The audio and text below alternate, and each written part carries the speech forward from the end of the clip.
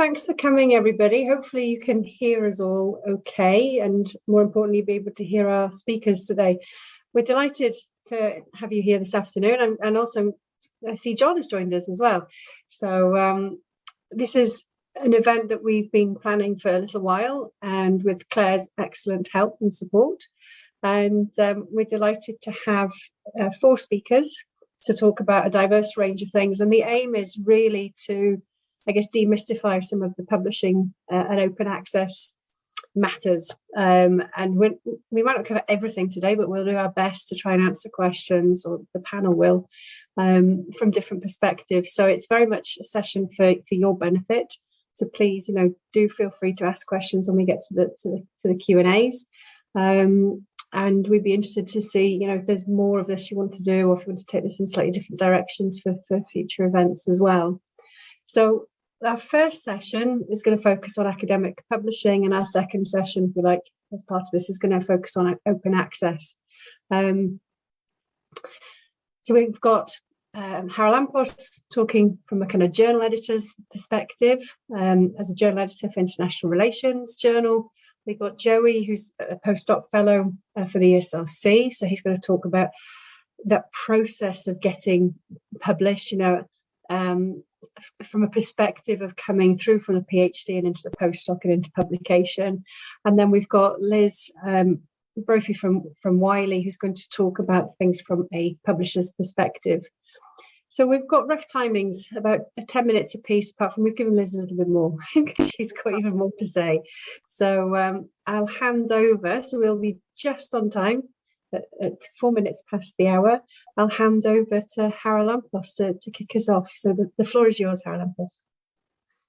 Hello, everyone. Thank you, Caroline. So I am Charalampos Efstathopoulos. I am an associate editor for the journal International Relations, and I would like to talk a little bit about the peer review process from the perspective of the editorial team of a journal. So there are key stages. There are 4 key stages that I wanted to talk about. Some of you might be aware of those, so I will try to add some key points for each of those 4 stages. So these are kind of the pre-submission phase, then the initial editorial review, and then the, let's say, 2 stages, as I will discuss in a while, at least, of the peer review process, okay? And hopefully by then, if the outcome is successful, then that's the end of the peer review process. So before any article is submitted to a journal, there's always the dilemma of how much kind of informal kind of review to achieve, right?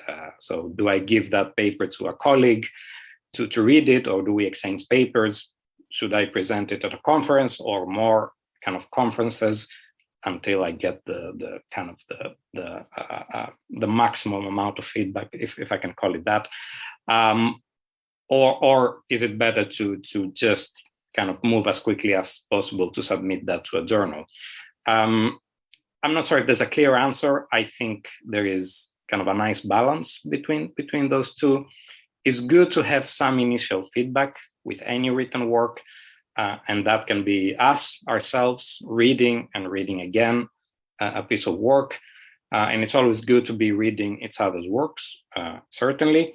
But at the same time, I personally am not in favor of kind of delaying the process too much before submitting to a journal, because the process of peer reviewing itself can be lengthy. So at some point, it's something that kind of we need to encounter to see what actually happens with the submission. So we do get in this particular journal, which is in the field of politics and international relations, I should say. So my perspective is mainly in that discipline. So we do get a number of submissions throughout the year, and those always go initially to the editors in chief, right? And then they decide if they kind of forward those papers to us, the associate editors. So in total, we are nine editors working in that journal. And the initial question we always face is obviously if the subject is important, is interesting, and I think the most important decision, can that paper survive the peer review process? Right. This is always the key question, because as I will discuss in a while, the peer review process can be a kind of a lengthy and complicated process sometimes. So before starting that process, the key question is, can we have kind of a favorable outcome in that process? I'm saying that it is important to think whether the subject is interesting and original, obviously, but it might be surprising, I think, to hear that sometimes this is only, I think, partly important, because many ideas are interesting, many ideas are important, no doubt, but the key thing is how effectively those ideas are executed within the confines of kind of a journal article. So quite often we do write back saying that, yes, this topic is original, this topic is interesting, but this is the standard phrase we use, it is not yet ready for publication in a scholarly journal, right? So this is like the kind of template kind of we have. It might be because of it doesn't meet the standards of the journal. There might be issues with presentation or referencing or language. It might be that because we read it, but still we think that it needs to be polished further in terms of theoretical, empirical analysis, and so on. It might also be because the thematic relevance is not evident always. And even with pluralist journals, which are open to many different perspectives, that can still be a consideration. And if for any reason we think that the paper is unlikely to get positive kind of reviews, then it seems best not to open that process, right? Because as I said, it's a lengthy process. In that case, we have what we call the desk reject, which I imagine it sounds awful, but actually it can be kind of a quick way of reaching a decision. And actually, in some cases, for example, with this possibility of thematic irrelevance, that I would say can even be beneficial because it saves a lot of time, especially to the authors, right? Being aware of that and then quickly moving on and submitting to another journal. Okay, so these are some initial considerations. So assuming that all of that is fine, then and obviously we think that there is a good chance that the paper can get good reports, then we move to the peer review process. We cannot be subject experts in everything. I mean, we have kind of different areas that we cover, but naturally some papers might be close to our research. Most likely they will not be close because we can get so many papers in different areas. So this is an initial assessment, obviously, and just that. I mean, we cannot predict what will be the outcome of peer review, but I mean, as we move on to the peer review process, we assume that there is a good chance that that paper can get positive reports, right? So assuming that all of that is fine, then we move on to the peer review process. Let me say that finding reviewers is not an easy thing these days because, well, I'm sure you're aware that kind of most colleagues lead very, very busy lives doing many different things in teaching, research, and administration. Until recently, kind of the review itself was not always acknowledged. I know now there are schemes, kind of there are ways to acknowledge that. It's most often it's also not getting paid. Let me say that as well. But again, there are kind of ways of rectifying that nowadays. So really, it is based very much on the goodwill of colleagues, right? That they will take the extra time to review. Well, not just an article. I know it's the same process with books as well. So that means that as I said before, it can be a lengthy process, and it includes quite a lot of invitations. We might need to invite 6, 8, maybe 10 reviewers, maybe more sometimes. And it is an international process, I should say, because we cannot limit that to the UK. Quite often we need to open up the process. We need to, we need to find reviewers from different countries, obviously from different universities, and that in itself is a process. I'm sure that well, I'm not sure, but I often assume that some people will not be available. So then we need to kind of get those numbers, and we need, I think, at least 2. I think this is the most common thing. I have seen. I mean, as author, I have received decisions with just 1. I think it happens, but I think in most journals we would expect at least 2. Quite often 3, sometimes even more. If people reply and somehow, they accept the invitation, which is perfectly fine. And then we do then send the paper for review, and we wait for 2 to 3 months maximum.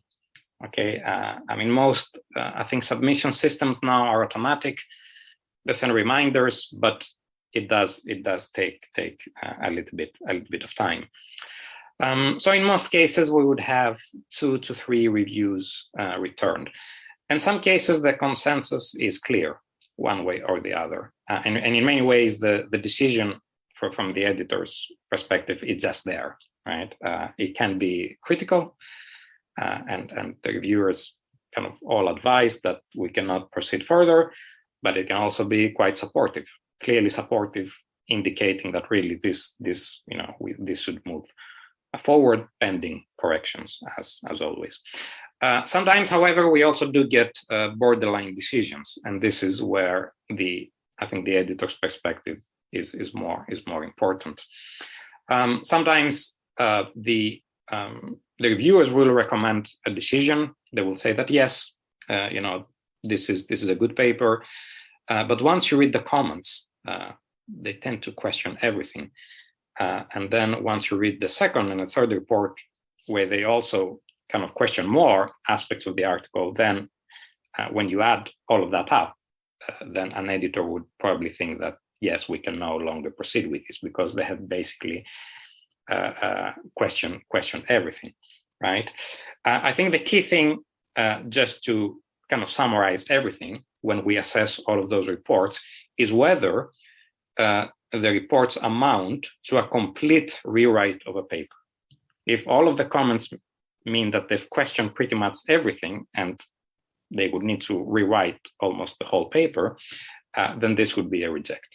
But if they do focus on particular areas for improvement, this would be what we call major revisions, which is a good outcome, I think. A major revisions is always a good outcome because it means that there's a chance to improve the paper. The author doesn't necessarily need to accept everything. They could counter a point and say that this particular point, for whatever reason, doesn't need to be included. But in most cases, I think, strategically thinking, at least they would take on board most comments, right? And then obviously, once they have the time, which can be 2 to 3 months, to work on those revisions, then there is a new round of the peer review process. Ideally, this would lead to what we call a minor revisions, or maybe an accept straight away, but most often it is a minor revisions. At this stage, the possibilities for publications have increased radically, and in those cases, it might not even be necessary to send the paper out again for peer review, because with minor revisions, the editorial team can assess that. One thing I should have said at the beginning is that it is not possible to submit the same work to more than one journal. This is a key thing. Always, you will see that everywhere. This is a key notice with all journals. So, as I said before, it can be a lengthy process. I would assume that for most journals, from submission to publication, we're looking at a year. I find it hard to think how it can be less than that. You've noticed that I've said kind of 2 and 3 months to go through its stage. So I think that is the average. Of course, and I don't mean that this should always happen, but I know that for some people, once they wait for a decision, that might be a good time to be thinking of another project, right, on another work, because it just takes a while. So this is kind of more or less the process. Again, as I said, I think a year is not a bad thing from submission to publication. I think it's a good outcome, assuming that we get those favorable decisions. But I should also say, and this is my final kind of point, that even if it doesn't work, getting that feedback is important, right? So even if for any reason the article doesn't move forward, getting those 2 or 3 reports can be extremely valuable. And then once those comments are taken on board, then submitting that paper to another journal, that in itself is a massive improvement, right? Because it has already been through 1 or 2 rounds of peer review. I think that some colleagues, even strategically, they will just send out the first draft just to see what comments it gets, and then depending on the outcome, they can redesign and revise the paper. So I think that despite kind of the difficulty, and I'm aware that many kind of critical things are said about peer review and how challenging it can be, but I would say from an author's perspective, what they would want is to make the peer review process work to their benefit, right? To use the process to get the feedback and eventually to get the work published, right? So is it 10 minutes already? Yeah, okay. I'll leave it at that. Thank you, Charalampos. Thanks for kicking us off so well with a kind of, in a nutshell, guide to the kind of murky waters of publishing and things that we don't necessarily understand when we're entering into that kind of foray at different parts of our stages of our career. That's really, really helpful and informative. Thank you. And I can see Joey smiling. Some of that, which I took was a kind of recognition. So that's maybe a good thing to pass over to you. That's right. So the floor is yours, Joey. All right, thank you. Hi, guys. Greeting from New York City. I would like to share my screen. I just have about 3 presentation here. I'm a PowerPoint slides presentation. So it is really adding to what Charalampos has said all along, and I was quite nodding and agreeing for a lot of stuff. So my presentation here just to perhaps share my strategy and operationalize how to operationalize these R&R and submission. So this is only based on my own experience. There are many different experiences as you have come across, as you have done your PhD or other thesis. So this is perhaps just to shed some light.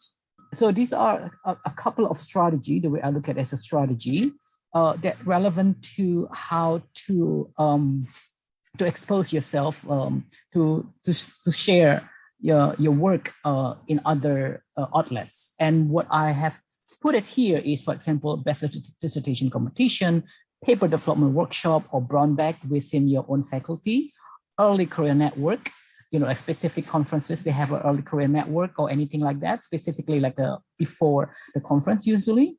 And also specific conferences like regional or specialized conferences. The reason being is that the scholar community is very small. So it is more than likely that every time you try to publish to any journal, you will come across with these reviewers or editors along those lines. So to me, there's another good strategy. And also these different 4 types of activities is also requires different type of skills, because this is also contributes to how we really crystallize our own research, because one paper is one issue and one research question, because that's what I have learned in the hard way. And that's what actually I have learned from these processes. So these are only a handful of it. And I'm sure that you guys come across any other type of conferences and scholarly work who can support your publication, so forth. Yeah. So the next one is, let me see if I can. Yes. So this is just to show you my publication journey. I call it as a rewarding scholarly journey. It's quite different to what have you been doing. Perhaps some of you doing master and some of you doing PhD. And I congratulate you that you still stay in the program. So this is a good sign. But this publication requires different type of skill, which later I'm going to talk about. But this one just to show you compare contrast. So the first one, the way you read it, this one is from left to right. So from the left one is on the perfect world of the publication. This is what Charalampos just mentioned it briefly. So in my case, it was taken from my chapter 7 of my PhD. And then I had, it's called a specialized small conference at LSE, specifically for HRM and ER. And from there, the reviewer says, this is too much in one paper. So split it. So we split it. I said, we is my co-author and myself. And then we saw the call for special issue for HRMJ. So we submitted it. So we got first R&R. And I just reiterated to Charalampos, he said, what is important here is that the takeaway is engaging. And some, you will be lucky that you get some good constructive feedback and engaging editor and reviewers, although it's a rejection, that's okay. And then we work on that one. After we review it, we understand it. Of course, at the first time, just shake your head and anything like that. You need to have a thick skin, anything like that. Just okay. If you have a rejection, just read it quickly. And then a couple hours or day later, after, for me, when jogging, anything like that, and come back, we read it again. And it's actually what Charalampos has said, is actually they really want to improve our paper. Yeah. So that's we submitted to special issue HRMJ, got a rejection for the first R&R, and then we revised the paper and submitted to EID. I'm going to talk about the selection moving from one journal to another journal. But this is just to show you the trajectory about the beautiful day of publication. So we submitted to EID, their journal, rank 3. And then we got invited as well for the first, second, and third one, and recently just accepted, only with a timeline within 3 months. And this is very lucky because both reviewers were available, both reviewers were the expert, and they maintained their commitment to review the paper. And they've been very helpful for us. So that's chapter 7 of my PhD, and it's become, the end result is publication. On the right-hand side is a quiet journey. So this is the interesting part. So this one specifically on my ESRC DTP Wales research topic on meso-level actor and factor. The first one we submitted to human relation. One of my co-author, actually, one of the editor of this journal. So we got rejected after the first reviewer, but the feedback was very helpful and very constructive. They even helped us to define what it is, and we adopt it and we use it until now. And then we submitted to one of the British journal. I'm not going to mention the name, but one of my co-authors, also one of the editor, we got rejected within 2 days. What's significant is that, and even him was very disappointed. Literally, this editor just say, who cares about this? Put it bluntly, yeah? So this kind of a situation and journey that you have to come across. It's a different story, different skill set, different mindset. If you may have problem with your supervisor, wait until you come across with the reviewers. I'm not trying to put negativity here, but this is the reality. Yeah. And then now the paper currently we revised and submitted to International Journal of HRM. And we sent it there. They invited us for the first one, first R&R. It's quite journey, but we're quite happy because the journal tried to find the specific expert in this field, because this specific paper is going to be one of the most emerging one. So not many people understand that, and also country specific, Japan and Indonesia. So that's the first one. And through the first R&R, we got invited for second R&R. Unfortunately, for the second R&R, one of the reviewers dropped out. So the journal tried to find a new one. It takes additional time. And now we have invited for second R&R, and we aim to submit for in July. So that's the the beautiful day and not so beautiful day of publication. Yeah. So this is my last slide. So what is the main takeaway here? Your supervisor is your BFF.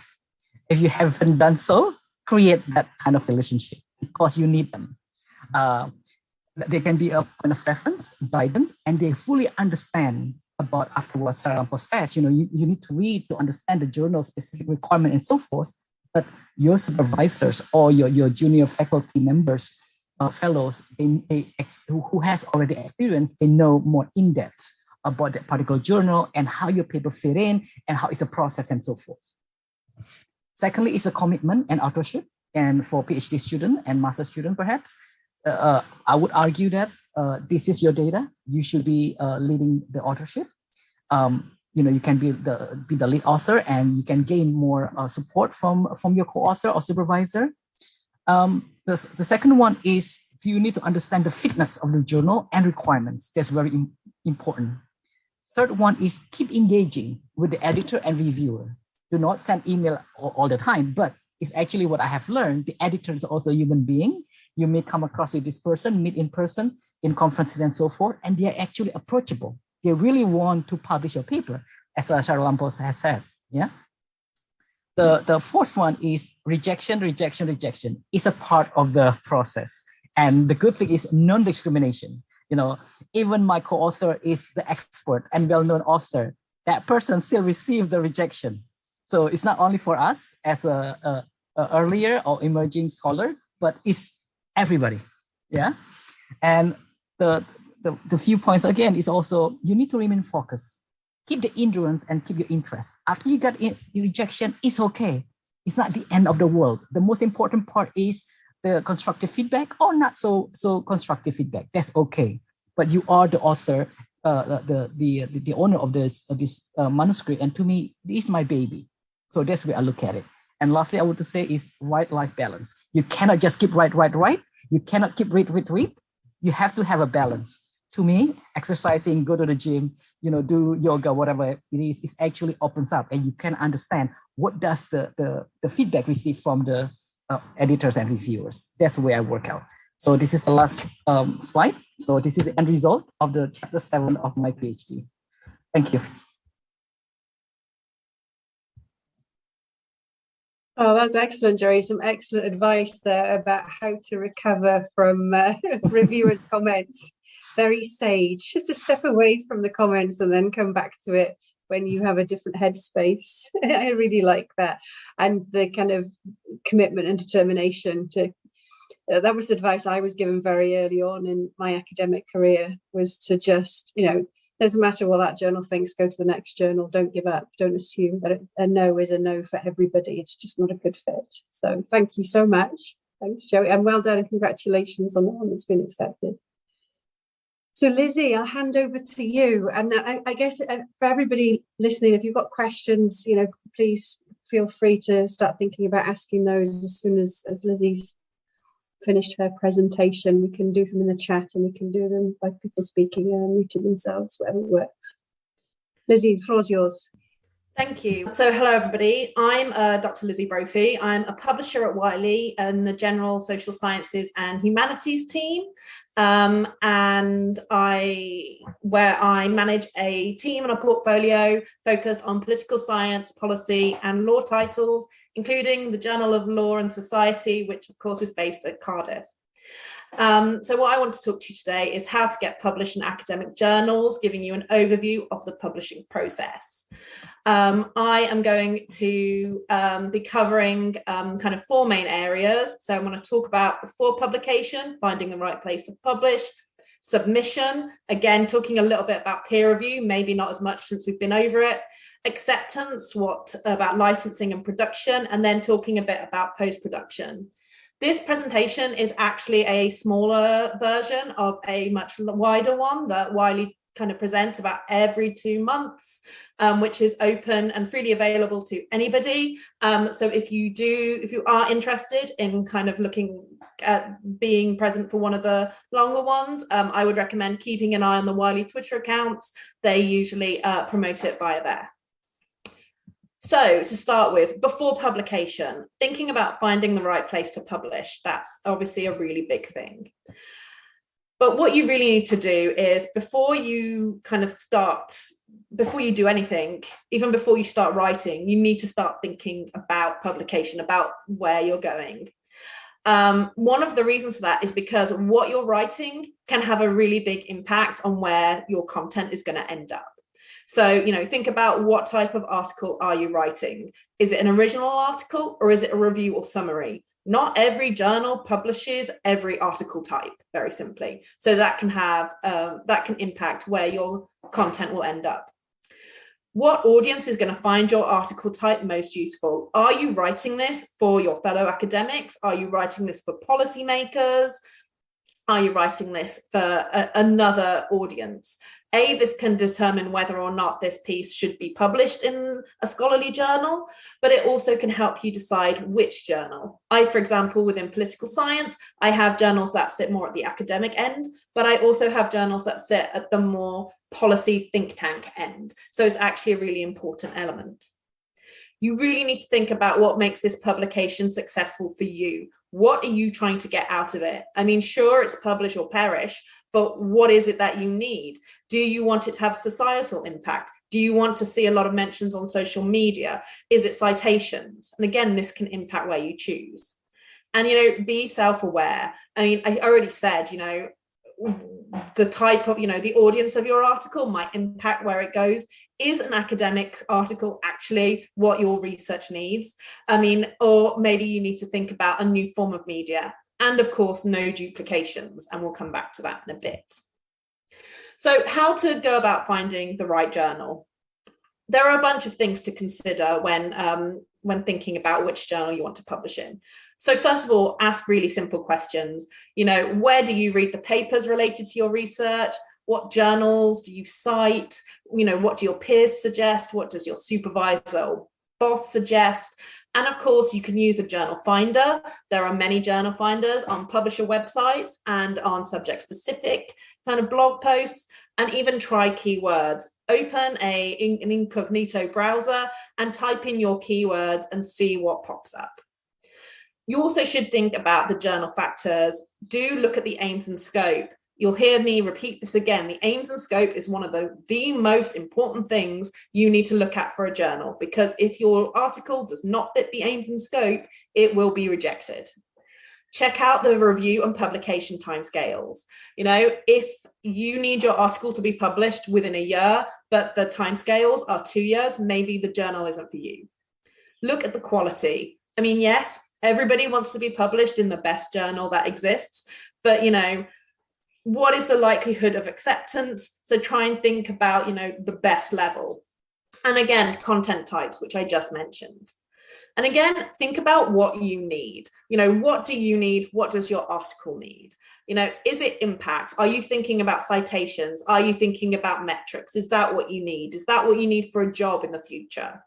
Promotion. Is what you need is a journal with a really strong social media presence? Is that something that's important to you, or sharing capabilities? How about accessibility? Think about open access options. I mean, you're going to hear more about open access later on today, but if you have funding that specifies open access, then you need to have a look at that.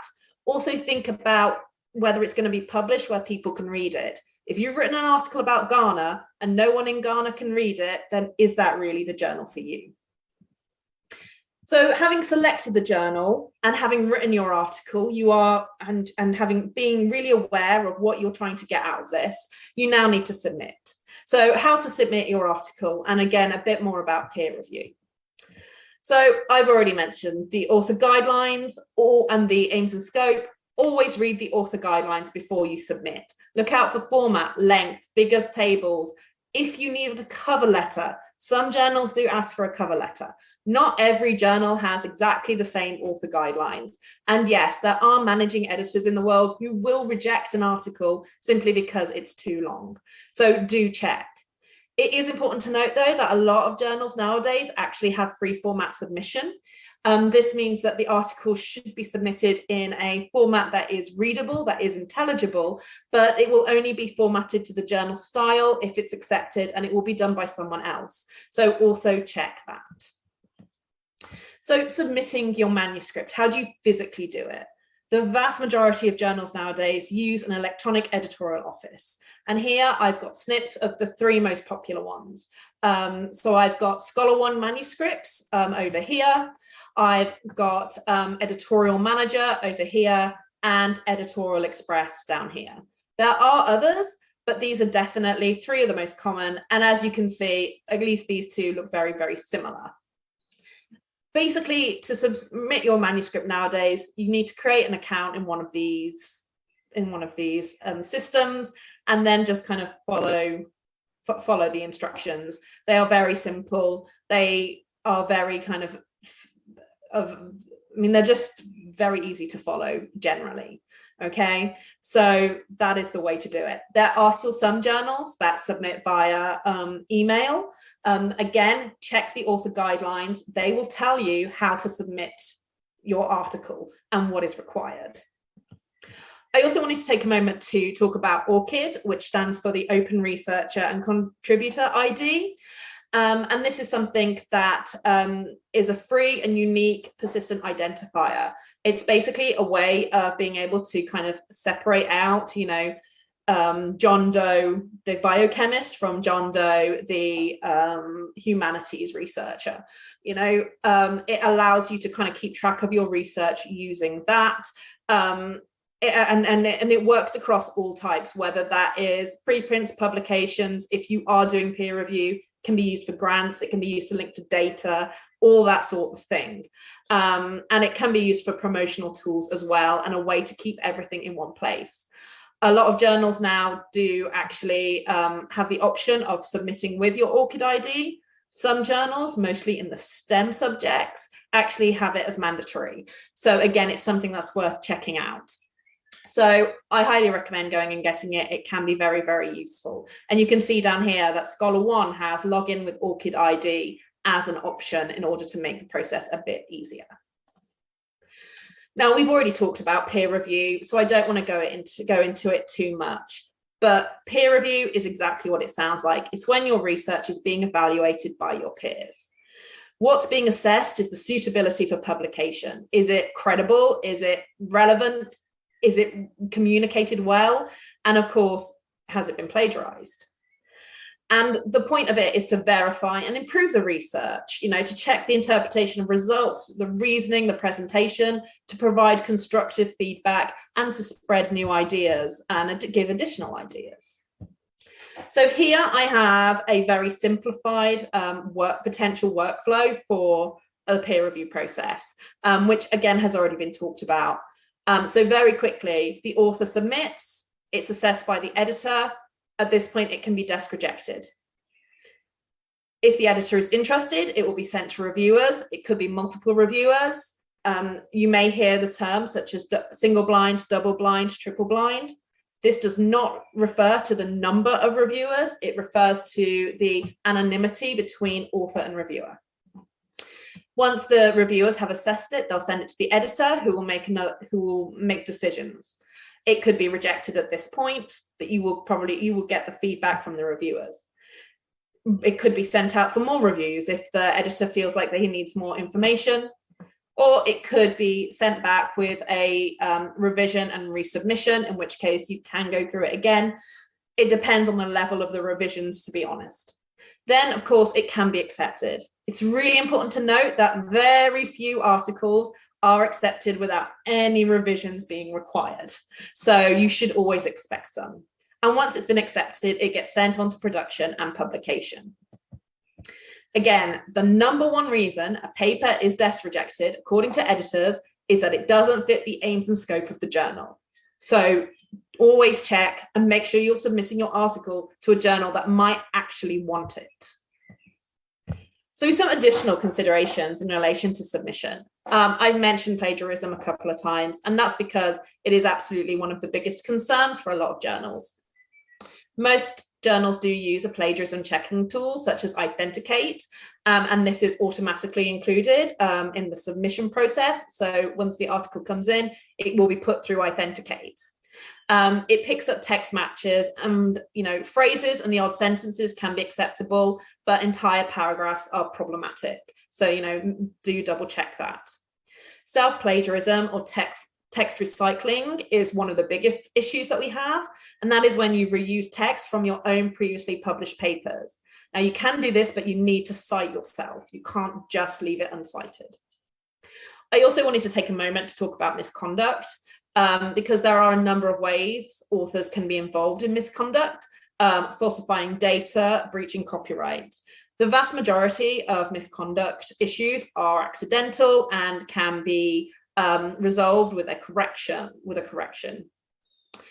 Obviously, the most serious cases end in a retraction, and that is when the journal publishes an item to say that this article is being retracted. This article is not part of the scholarly record for X, Y, and Z. If you have any questions about misconduct, or you suspect misconduct, it's good to reach out to the journal editors or managers. And there is the Committee of Publication Ethics, COPE, and they have lots of resources. So if you have any questions or you want to see what processes there are, that is a great place to go and find that information. I also wanted to briefly mention that many journals nowadays actually have a manuscript transfer system in place. So what this involves is, after editorial evaluation, if a journal feels like a manuscript is good, but it doesn't fit the journal, the editor may suggest a transfer to another journal. It will always be up to the author whether that is referred or not. So this is just another way to provide an opportunity to get your article published without having to go through the entire rigmarole of resubmission. Again, this should be in the kind of author guidelines information. It's worth checking out to see if a journal does have this in place. If it's a society journal that has a society that has multiple journals, it's more likely. So do check it out, because it's worth being aware of. So next we want to move on to acceptance of publication. So your article's accepted, but there's still stuff to do before it gets published. So the first thing is licensing. Authors must sign a relevant copyright license, and that is the case even if it's going to be published open access. An article will not be published if a license is not signed, basically because a publisher cannot publish it without a signed license. They need your permission to publish the article. So here I've got a very quick overview of what the process is. So most publishers nowadays have their own licensing system. So once your article is accepted, you'll be sent a link to that. Then you have to confirm the corresponding author. That is whoever is going to be responsible for kind of overseeing this process. If there's just one author, then that's you. If there's multiple of you, it's good to check. And again, you will see another reason why the corresponding author can be so important later on in relation to open access. You'll be asked to confirm any funders. If you don't have any, then that's fine. You'll be asked to confirm institutional affiliation, again, if you have one. You will select the kind of copyright ownership that you need. This is the point usually where you choose whether you're going to have open access or not, and you select the license type, read it and sign it, and then you will get a confirmation. And this is a test article example taken from WILEY, and you can see that there's a whole section of things to go through, and here's a little bit of the license. This is a Creative Commons license, so this is for an open access title. Of course, whilst you're doing that, the article will have been sent to production. And this is when the editor or the production editor will take over coordinating the publication. So here again, I've got a very simple workflow of what happens to an article once it's been sent to production. Not every journal's workflow will look exactly like this, but every journal should include these elements. So it gets booked in by the production editor, it's copy edited, it's typeset, And then the proofs will be created. These will be created in both HTML, so on a website, and in PDF, if the journal still publishes in PDF. It will then be, any corrections will then be sent back for a revised proof and to be typeset again. It'll have a final production editor check, and then it will be published online. I would say within this process, do check proofs. Don't just assume everything is fine. The production editor is not an expert in your subject. It's not an expert on your writing style or on you. Also, things go wrong. Computers move paragraphs, put them in weird places. They move numbers around. You know, always double check that things are right. Be mindful of turnaround times. You know, in the submission process, it's kind of up to reviewers how fast it goes, but in this process, it's absolutely up to the author. And remember that nowadays, articles very rarely go straight into an issue. The vast majority of articles are published online on early view, online first, something every publisher has its own phrase for that. So it won't go into an issue, but it will still be the version of record, and it can still be cited and promoted. Which leads us on to after publication. So once it's gone through production, it's published. You're a published author, but there are still some things that you might want to think about. And that is maximizing the impact of your journal, of your article, and working on promotion. So set yourself up for success. And this is something that actually in the much wider presentation that we do comes in. And that's making sure you're increasing the discoverability of your paper with search engine optimization. And this is about making sure that your title, your keywords, your abstract, all have the words that you need in order for, let's face it, Google to pick it up if someone's searching for it. Share it wherever you can. Share your paper on social media. Check the content sharing services. Many journals will make things free to read for a short period of time, even if it's not open access. So do check in on that. And also many publishers, such as WILEY, have content sharing where you can get a link which will provide anybody anywhere in the world access to read your article, and that's fine. Talk about your research a lot. Again, networking, which is a horrible word, we all hate it, but think of it as chatting with purpose. Present your work and make the most of any kind of event. And then, content is king. Think about whether there are other things that you could do in relation to your article.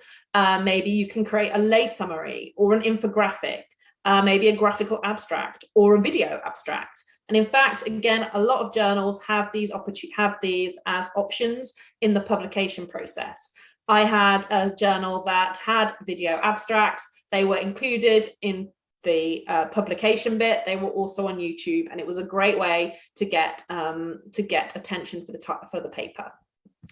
So thank you. I've got the at WILEY in research here. I know there's a lot of stuff we didn't touch on, such as data and other things like that, but happy to take any questions.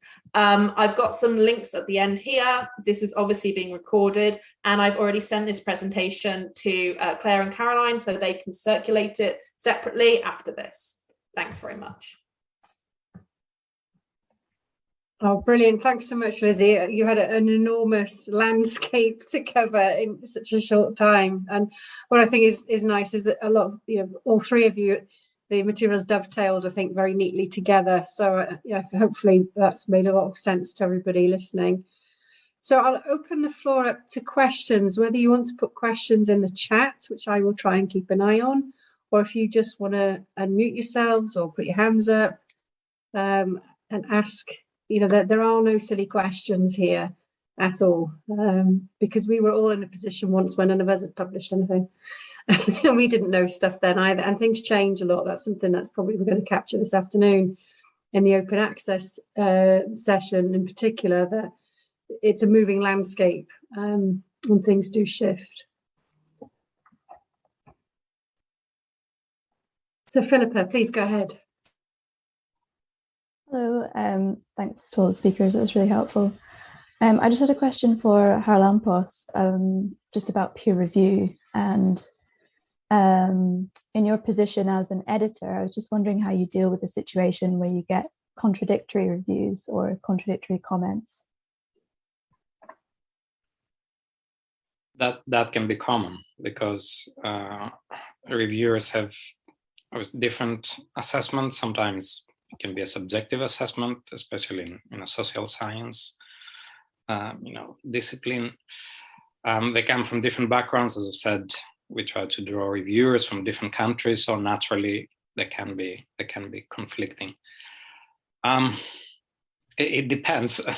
I know this is not a great answer. It depends. If there is consensus, as I said before, we can see where the consensus is. But if there's not a consensus, then yes, it is.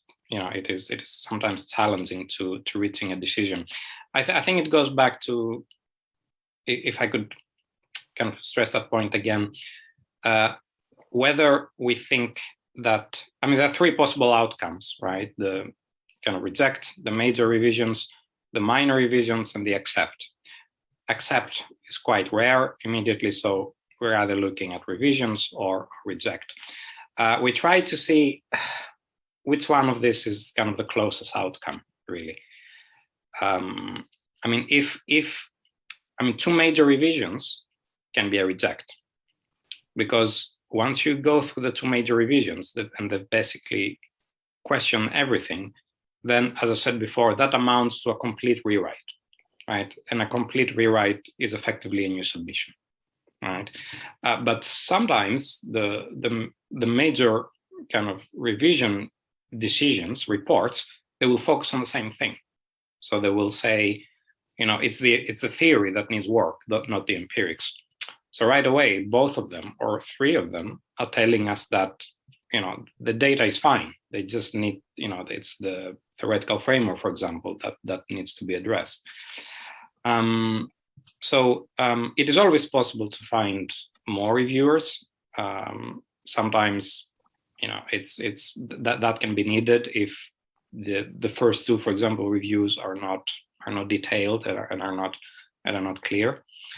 But I think, when we have at least those 2 or 3 reviews, we try to reach a decision. Of course, the editorial team can make decisions, right? We can discuss works because we are 8 people, right? So we can kind of discuss that, and we can kind of think that, yes, in the end, kind of review 1, we're closer to review 1 rather than review 2. So we can do that. But as you said, it's quite common to have kind of conflicting or different reports, right? That's common, I think. Thanks very much. Yeah, it's not easy, is it? And you've probably heard of reviewer 2, the mystical reviewer 2, who's the one who often stymies. Lizzy, I don't know if you wanted to come in on that at all as well. Yeah, actually, Carolina literally just posted the Dear Reviewer 2 article from Social Science Quarterly, which says, Dear Reviewer 2, go F yourself. So I highly recommend everyone look at that. I think that, obviously it's always up to the editors at the end of the day, which way they go. It's, I'm not going to say that it never happens in which you get 2 different perspectives on an article. It absolutely does. And so, that is where their own subject knowledge comes in. And this is where having a really good, strong editorial board comes in as well. Because, that's why you have an editorial board. So you have the breadth of knowledge, the breadth of experience to help support the journal and support these kind of things. It could mean that it's going to actually lead to another reviewer looking at the article. And again, that will take more time because you have to find them. And I think, as has already been mentioned, these academic communities are very, very small. So there's a good chance they already asked those people and they said no. So it's going to take a while to find some. But I think it comes down to that. And this, of course, it should be noted that this is not inclusive of if it is something that is kind of ridiculous. People, one that springs to mind is someone who said that, this author, it was single blind, which means the reviewer could see the name. This author clearly cannot write English properly. this author was born and raised in England. They can write English perfectly well. They were making an assumption. So in that case, and obviously in that case, the journal kind of was like, well, we can't use this review. So they did have to send out for another review. But I think it's important to be aware that, editors are very aware of that kind of element as well, and of making sure that the reviews are comprehensive and non-discriminatory.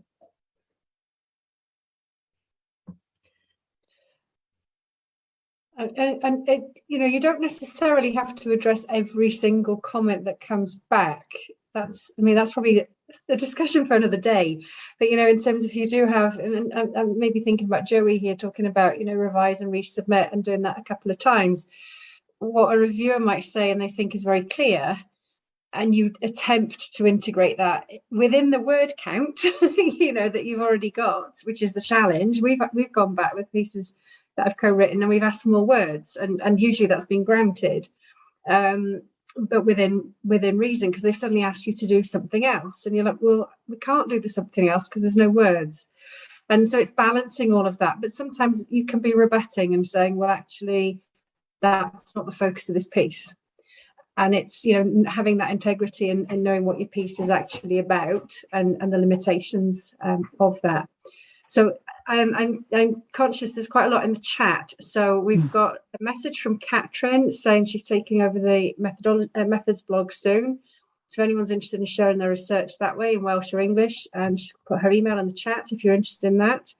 Diolch, and it's more of a comment than a question. Thanks from John and thanks from Joey.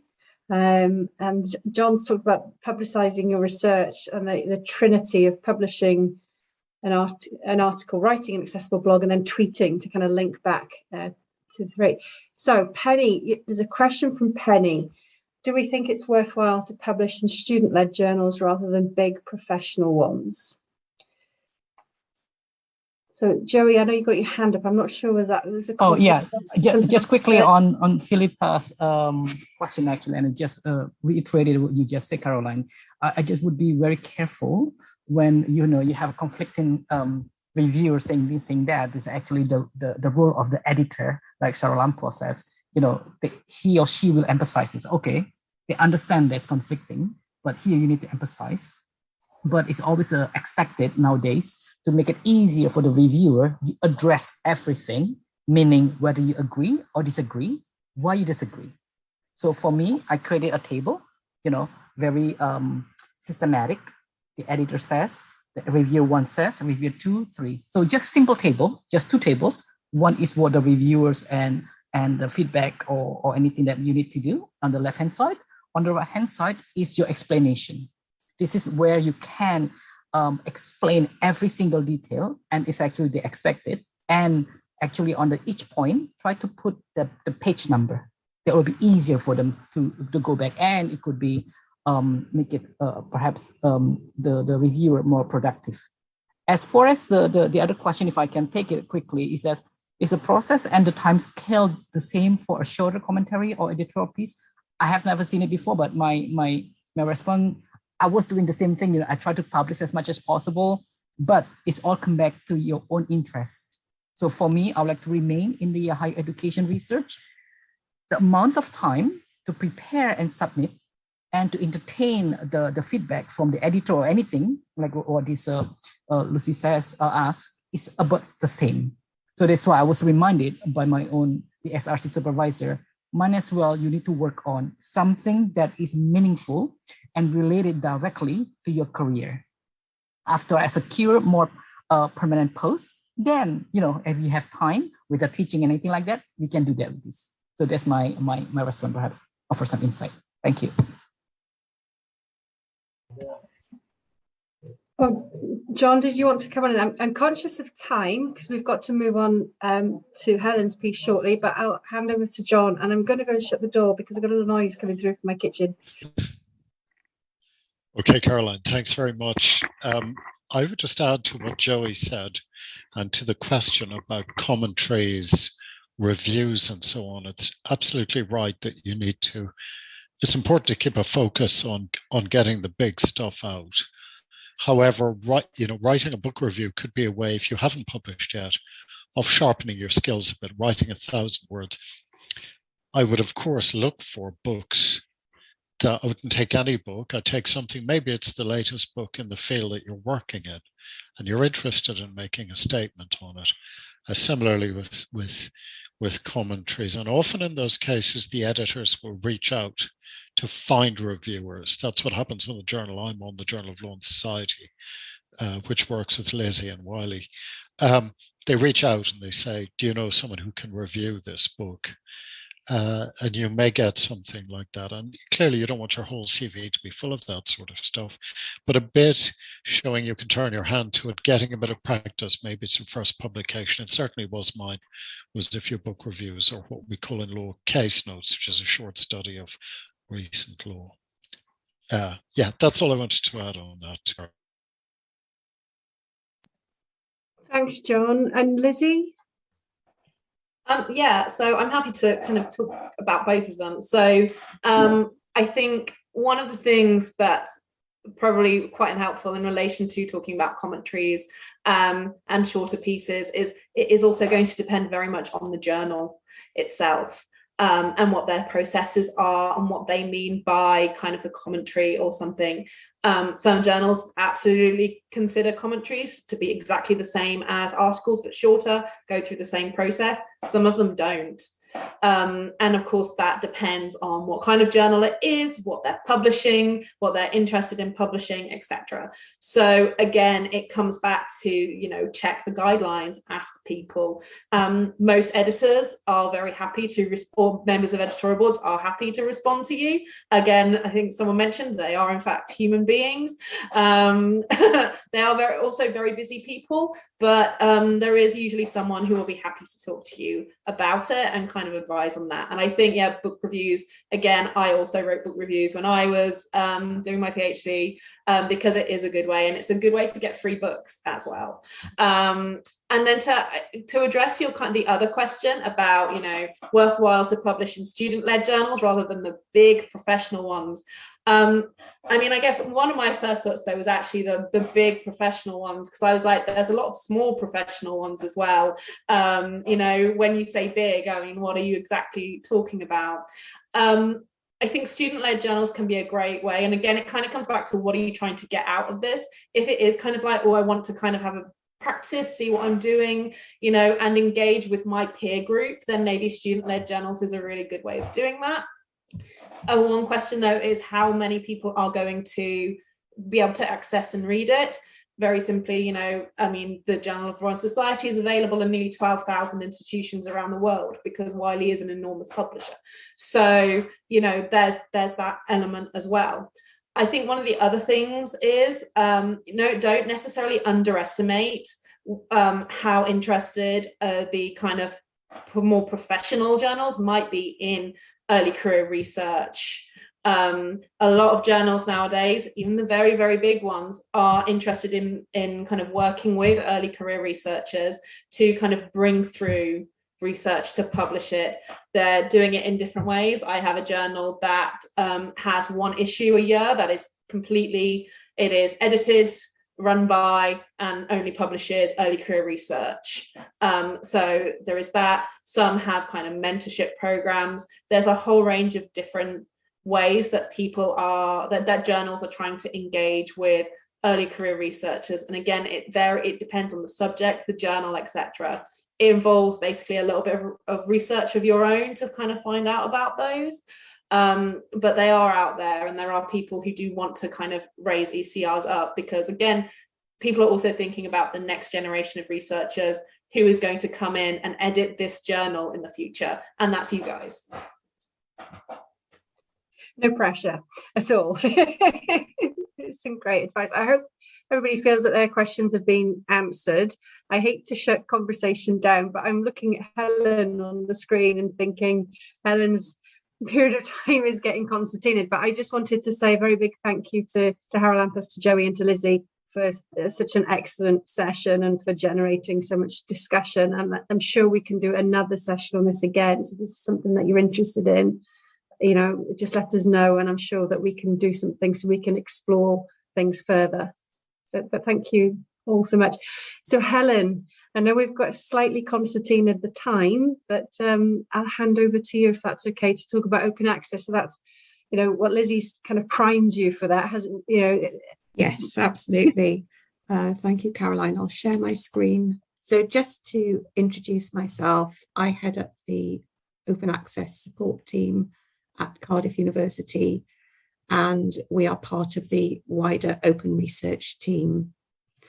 I've been working in open access now for 6 years, and during that time, I've seen a huge amount of change.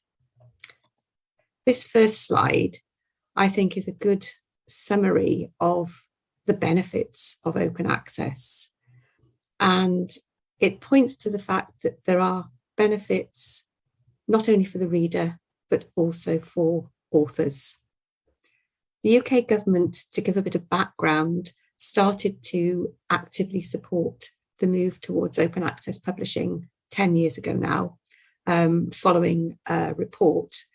And UK funders such as the UK research institutions and charity funders such as Wellcome Trust and Cancer Research UK and many others all started to provide funding to support open access at that point. It was at that point thought that it would be 7 years, and in 7 years' time, full open access would be available. But as it's been discovered, this is a very, very complicated process, and we are still taking part in a transformative phase towards full OA.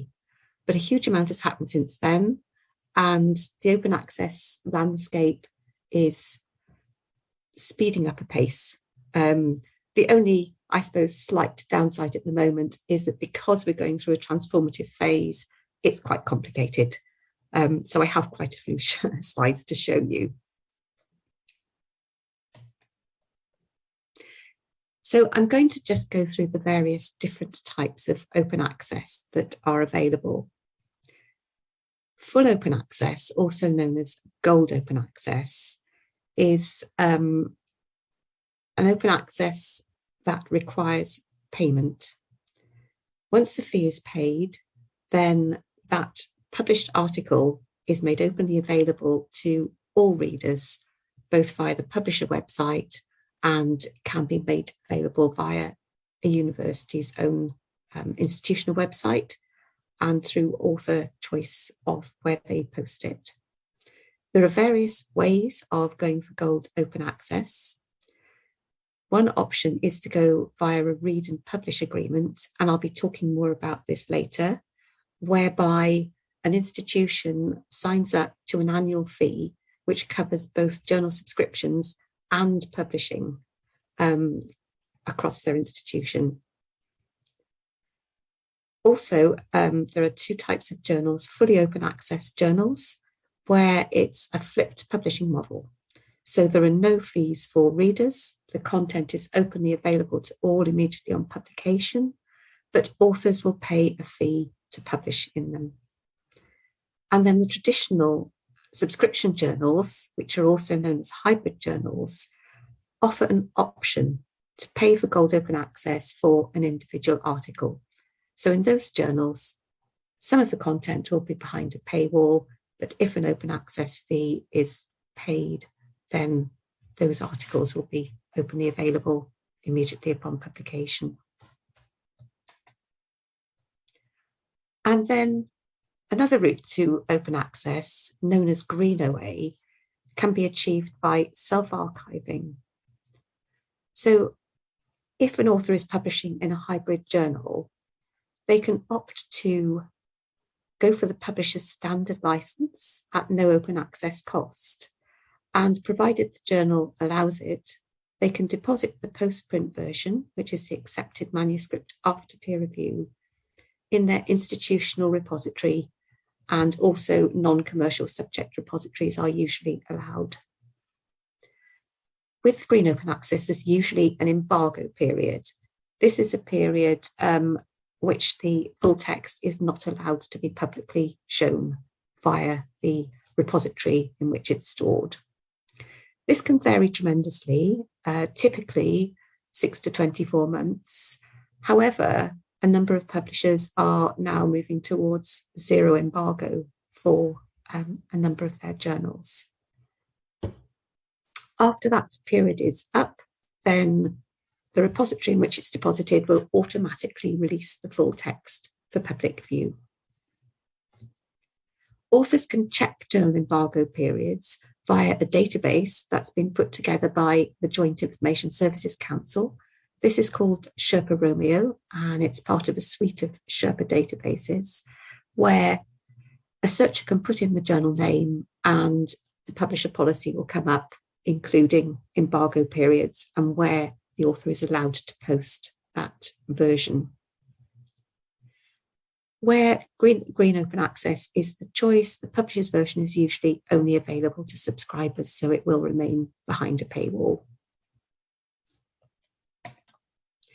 And then less commonly, diamond open access is where an institutional organisation completely funds the publishing of a journal or platform. So there's no fees to the author and no fees to the reader. These are often university presses or sometimes learned scholarly societies that will offer this, and Wellcome Trust and I think National Institute of Health Research also have their own publishing platforms whereby they maintain them and there's no charge to the author. I know the Wellcome platform does also publish other types of output, not just the traditional journal article types, but things like research protocols and other variations. Cardiff University Press does also, as it came up in the questions, have a number of student-led journals. And then bronze open access is where the publisher makes the content freely available to readers, often after a certain embargo period, so it may be after 12 months. And more recently, during the pandemic, a large number of publishers made any outputs relating to COVID-19 freely available for anyone to read. There's no Creative Commons license with bronze open access, so the publisher still holds copyright and they can't be shared, but any reader going to the publishing website can read the content. So I mentioned read and publish transformative agreements. So these agreements are negotiated on behalf of the whole of UKRI by JISC, the Joint Information Services Council, who work with publishers to come up with an agreement that meets the requirements of funders as well as institutions. Most of the big publishers have agreements in place. We have an agreement with WILEY, also with Elsevier and Taylor & Francis and most of the big publishers, but also quite a number of smaller publishers. And these negotiations are continuing throughout the year, and new ones being added all the time. These agreements allow corresponding authors to publish Gold Open Access at no extra cost. So an annual fee is paid. Those costs are incorporated within that. And Lizzy mentioned earlier the importance of corresponding authors, and this particularly applies to read and publish agreements. The workflows identify the corresponding author from their affiliation and push that request for open access to the relevant institution. If there are a number of authors on a paper and the co-author is the one that is needing to go open access, perhaps for funder reasons, if the corresponding author institution isn't a member of the deal, then they won't be eligible. So it's an important thing to think about if you've got a number of authors on a paper. The corresponding author in this context is the one that deals with the submission process and the correspondence with the publisher, and they can be a different person to the lead author. Some agreements are currently capped. It's a transformative period where the aim is that at the end of a fixed time span, usually 3 years, 100% open access is available for research articles and usually review articles as well. And there may be restrictions to do with article types. So I'm just going to say a word about publishing licenses. So Lizzy mentioned these, and just to highlight the different types of license that are available. We do get a lot of queries from authors when they get to the choosing the license stage on the publisher interface and don't know which one to choose or aren't sure which one to choose. So when an author's publishing in a hybrid journal, a subscription journal, then there will be a choice of the publisher's standard license. So there's no open access fee for this. And then for an open access fee, the author will be able to choose a Creative Commons license. So these licenses allow sharing of otherwise copyrighted material, and depending on the license, they can also allow others to build and reuse the work that the author's created. Funders, all the UKRI funders, including ESRC, require the CC BY license. This is the most permissive of the licenses. A range of more restrictive licenses is available, and sometimes the CC BY is only available to funded authors, and unfunded authors may be offered a slightly more restrictive license, whereby, for example, commercial reuse is not allowed. I'm just going to talk briefly about the UKRI new open access policy. So the UKRI consists of 7 UK research councils, including ESRC, and they have a collective open access policy which covers all of those councils. They previously had an open access policy which allowed 6 months embargo, and a CC BY license was not required for Green OA.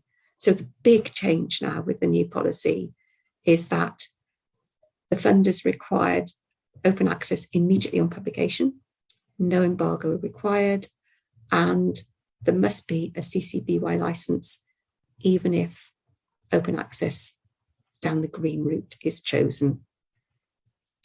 The policy does apply to all articles arising from DTP studentships and training grants. And the type of publications that are in scope of the policy are research articles, reviews, and conference papers with an ISSN. That simply means published as a journal rather than as a book. So if your conference paper is published in a book, it's not within scope for the policy. And the start date for this is for manuscripts that were submitted from the 1st of April this year.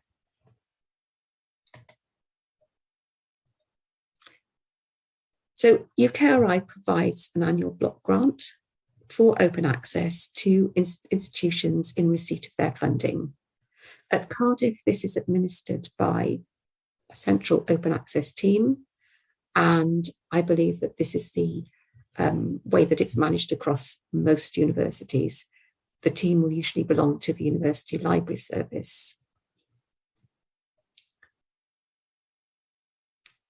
One major difference now with using their block grant to fund open access is that they will no longer pay for article processing charges for Gold OA in subscription journals that do not fall within either a read and publish agreement or are what they have termed transformative journals. These journals are ones that are not yet part of a read and publish agreement, but the publisher has agreed to put together a model for a read and publish agreement within a fixed amount of time. So they're kind of pending and in the process, but they have agreed to abide by UKRI's requirements. And if an author is wanting to submit to a journal and wants to check if it's not in a publish agreement, there is a list on the Sherpa databases. So they can just go to that link and check whether their journal is included.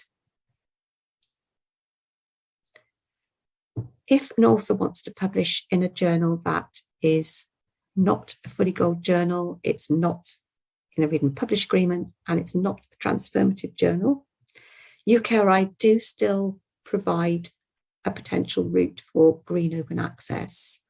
And in order to do this, the author needs to include in their submitted manuscript a statement which is provided on the UKRI website and in their policy, stating that on acceptance or on publication, they will deposit their postprint in a repository with a CC BY license. They need to include this in any covering letters and in the submitted manuscript. And if the publisher will accept their manuscript on that basis, then they can go ahead and publish compliantly via the green route. If the publisher will not accept it and there isn't a compliant route to publish, UKRI advise that authors look for an alternative journal. So I've just included a list of useful sources that can be used to check out anything to do with open access publishing and also where to publish. So building on the points that Lizzy talked about in terms of finding a suitable journal, there is a very useful checklist called Think, Check, Submit. And this covers not only how to decide on what journal might be interested in your work, but also how to evaluate a journal's quality and validity if it's perhaps a lesser known publisher and you just want to check, you want to make sure it's not a predatory publisher. There is a whole list of checks here that you can make. If you are publishing and acknowledging an external funder, and in particular UKRI and Wellcome Trust, then prior to submission, do check that you can publish compliantly with your funder's policy. For UKRI and Wellcome Trust, a new journal checker tool has been developed, and this allows authors to put in their journal name, their institution name, and their funder, and it will come up with an answer as to where they can and how they can publish compliantly. Another thing to check is whether the journal charges any publication fees. So this is important for both funded and unfunded authors. We do sometimes find that authors have, early career authors or students have submitted to a fully open access journal but didn't realise that they would receive an invoice. So have a look at Sherpa Romeo will tell you if it's a hybrid journal or fully gold, but also have a look at the journal's homepages and information for authors, and if there's a fee to be paid, it will be evident there. Occasionally journals charge page and colour charges still, and so that's something to look out for as well. If you need to go for Gold OA, then check whether you're eligible under a read and publish agreement, and if not, then check your source of funding. So are you eligible under your funder's block grant, or if you're unfunded, does your institution have an institutional open access fund to which you could apply?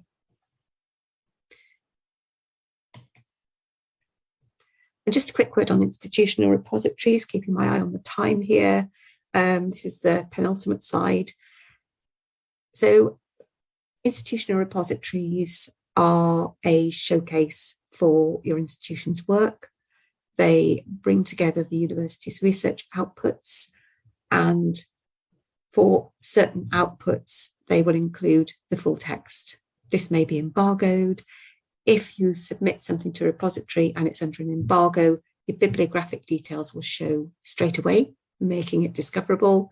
The full text will appear later on, but if somebody discovers it and they have access to the subscription version, they can link to it from your repository. It also meets open access funding requirements. So if your funder requires you to deposit it in an institutional subject repository, then your institutional repository provides that platform. This will be the case for ESRC's funded students. And they also act as a central repository for the REF assessment exercise. So the repositories, as well as increasing visibility, they will allow access to your work for a wider group of people. So those that don't subscribe will be able to access via the green route. And finally, just a word about the REF. So whilst students are not required to submit to REF, the REF cycle is 7 years, every 7 years, roughly. So when you're publishing, the new REF cycle has just started. Over the next few years, you may be eligible for the next REF.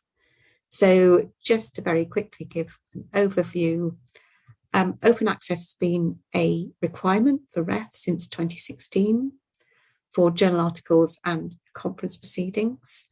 And the current REF rules are still in place. There will be new rules being discussed currently, and at some point the rules for the next REF will be published, but they will never be retrospective. They will always give a future date from which the new rules apply. So the key thing for REF eligibility for this REF, and currently still applies, is that the postprint must be deposited into an institutional repository within 3 months of acceptance. So that's something to bear in mind.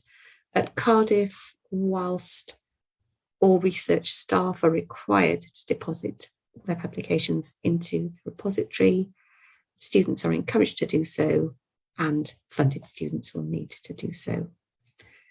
And then where Gold OA is paid for or available through an agreement, then once the paper's published, the published version can also be put into the repository. So that was a very quick tour of the main aspects of open access. And I will now hand you back to Caroline. Oh, thanks, Helen. That was a huge task, and you did it so well. Thank you so much. That was the simple version. Yeah, and it's still not simple, is it? And I think that's what we were trying to explain earlier, that it's a changing picture, and I think you captured that especially at the end, and obviously earlier on as well, with the REF changing things, the transformative agreements, everything's in flux, and so it's more complex perhaps now than it was 5 or 10 years ago, and hopefully it'll be simpler in another 5 or 10 years when we are at the other side of the transformation. I think that was something Lizzy said in the meeting that we had earlier this week. That's the vision, that yes, it's only getting more complicated to have the end result that it's much simpler. Yeah, so thank you so much. I know we're at the end of our time, but if people would like to stay on and ask Helen anything, and we could probably bring Lizzy in as well on this, perhaps,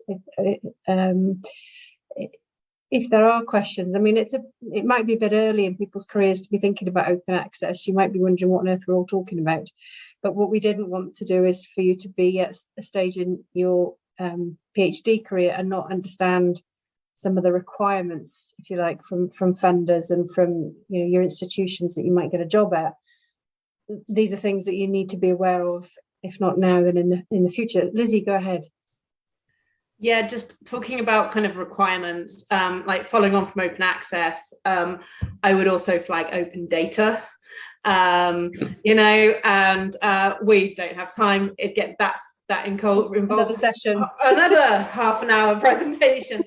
But in thinking through, requirements, more there's a growth for journals requiring specifics around data, around data accessibility, around data storage, etc. Using repositories such as a university repository is fine, but it has to be somewhere people have to be able to access it. And so, for example, in one of the subjects I manage, political science, in the US, a lot of US journals have made data availability mandatory. You can't publish in their journals unless your data is free to access for everybody.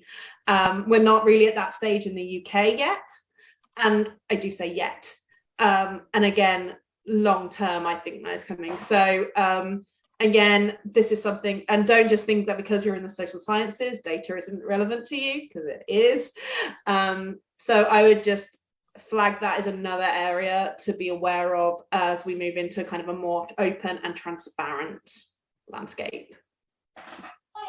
Thank you, Lizzy. Helen, I invite you in, and I've got a question then in the chat from Lucy. Oh yes, so just very quickly to kind of follow on from what Lizzy said about open data. So UKRI, including ESRC, do have an open data requirement.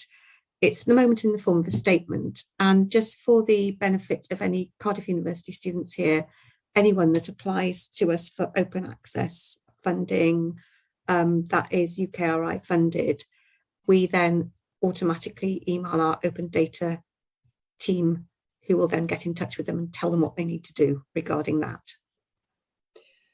I think we need another session on data, don't we? Perhaps. So thank you, Lizzy, for raising it.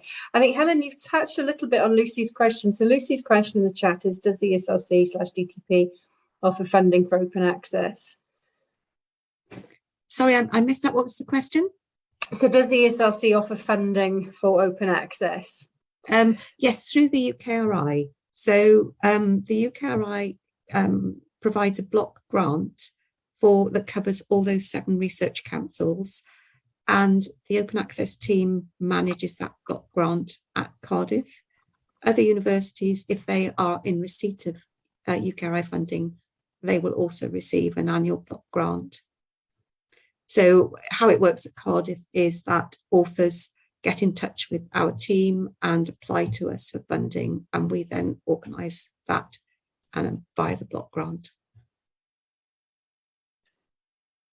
You know, and that's a shift in practice, isn't it, Helen, from previous? And I think it's worth checking, if you're not at Cardiff, there'll be a similar process at all the other institutions.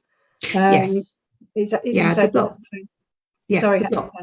UKRI have been providing a block grant for a number of years now, and this year they have significantly increased the amount of money that they're putting into these block grants to kind of reflect the acceleration in OE publishing. Does that answer your question, Lucy? Yeah, that does. I didn't know that, so that's really good. So I'm at Swansea, so I'll need to do some digging. Yeah, through the library, I would have thought. I know who I would ask in my own faculty, but if you get stuck, get in touch with me and we'll get some answers for you. Brilliant, thank you. Any other questions from anybody? So Joey's just saying yes, agree, another session on data management analysis presentation. Yes, no, that's great. I think something that Claire has devised is a feedback, thanks Joey, is a feedback form just to say, you know, what else would you like, you know, around this and related areas that we can put sessions on, so that we can help you. And it doesn't have to be a one-off, you know, this can be part of a kind of iterative process that we can repeat. I say not necessarily replicate, but just, you know, it's an ongoing dialogue. So any other thoughts? I can't see anything else coming up in the chat. Claire, I don't know if you wanted to come in on the feedback on today.